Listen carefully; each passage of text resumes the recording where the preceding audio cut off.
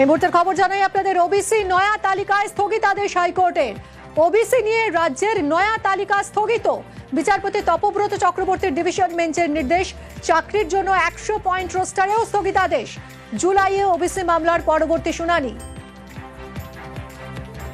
OBC তালিকায় স্থগিতাদেশ হাইকোর্টের। ওবিসি নিয়ে রাজ্যের নয়া তালিকা স্থগিত। আরো জানাবে অর্ণব, রয়েছে আমার সঙ্গে। অর্ণব, দেখো, এই মাত্র বিচারপতি তপব্রত চক্রবর্তী এবং বিচারপতি রাজাশেখর মান্থার ডিভিশন বেঞ্চ রাজ্যের অ্যাডভোকেট জেনারেল, রাজ্যের রেকর্ড কমিশনের বক্তব্য এবং একই সঙ্গে মামলাকারীদের বক্তব্য সওয়াল জবাব প্রায় 1.5 ঘন্টা বেশি সময় করার পর অন্তর্বর্তী নির্দেশ জারি করলো। এবং তাই সেই তালিকায় ইতিমধ্যেই রাজ্যে ওবিসিদের নিয়ে যে নতুন তালিকা প্রকাশিত হয়েছে, রাজ্য বিজ্ঞপ্তি জারি করে যা প্রকাশ করেছে 10-11 জুন, এবং সেখানে 66 আগের অর্থাৎ 2010-এর আগের যে তালিকা ছিল তার সঙ্গে আরো 74 এই যে নতুন বিজ্ঞপ্তি, সেই বিজ্ঞপ্তিটাই ত্রুটিযুক্ত বলে আদালত প্রাথমিকভাবে মনে করছে।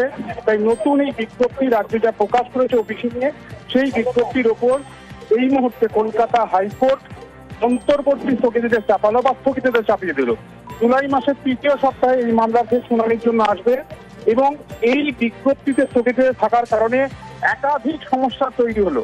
কলেজ বিশ্ববিদ্যালয়ে ভর্তি সহ রাজ্যে বিভিন্ন চাকরির যে পরীক্ষা, চাকরির পরীক্ষা নতুন করে যেগুলি হওয়ার একটা সম্ভাবনা উজ্জ্বল হয়ে উঠছে, সেটা পিএসসি হতে পারে বা বিভিন্ন জায়গায় হতে পারে, সমস্ত জায়গায় জটিলতার সৃষ্টি হলো।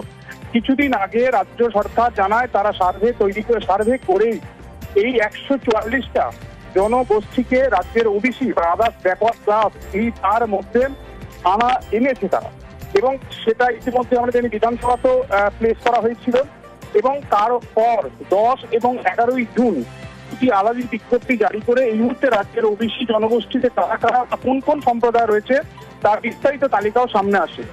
এই রাজ্যের যে নতুন বিজ্ঞপ্তি যে জুন মাসে প্রকাশিত হলো, মে মাস থেকে যেটা শুরু হয়েছিল এবং 10-11 জুনের মধ্যে যেটা ফাইনালাইজ হলো, এই বিজ্ঞপ্তির ওপরই অন্তর্বর্তী স্থগিতাদেশ চাপিয়ে দিল কলকাতা হাইকোর্ট।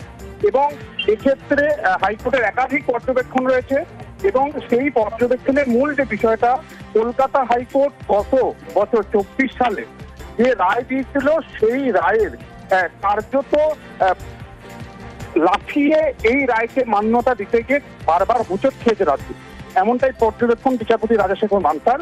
এবং তার পদ্ধতিগত একাধিক ত্রুটি রয়েছে, এমনটাই ডিভিশন বেঞ্চ প্রশ্ন তুলছে।